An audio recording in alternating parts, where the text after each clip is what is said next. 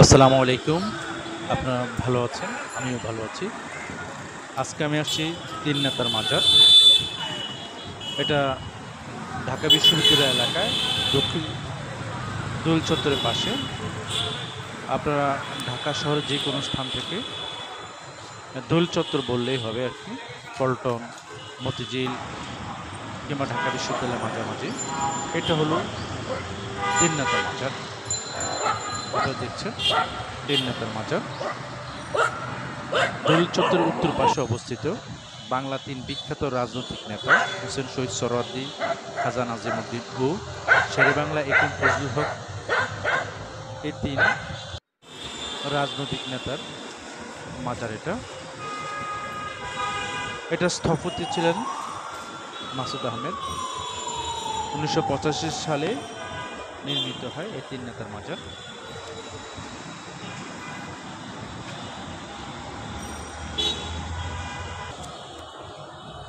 হোসেন শহীদ সোহরাওয়ার্দী, খাজা নাজিমুদ্দিন, শেরেবাংলা একেম ফজলুল হক, এই তিনজনই ছিলেন স্বাধীনতার পূর্ব সময়ে এই পূর্ব বাংলার প্রধানমন্ত্রী।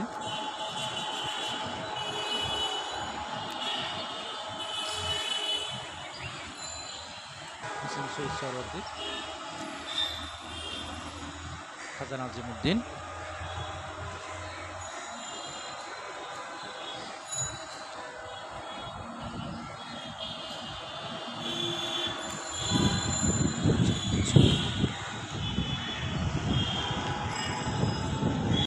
এটা হচ্ছে বাংলার বাঘ, শেরে এটা বাংলা একেম ফজলুল হকের কবর।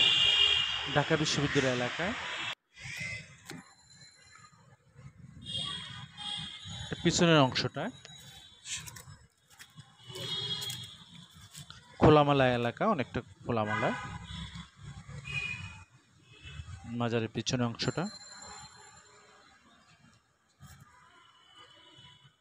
এখানে ঘুরতে আসলে আপনারা দোল চত্বরের পাশেই রয়েছে হস্তশিল্প বিভিন্ন দোকান, ফুল গাছের দোকান আছে, এখানেও কেনাকাটা করতে পারবেন।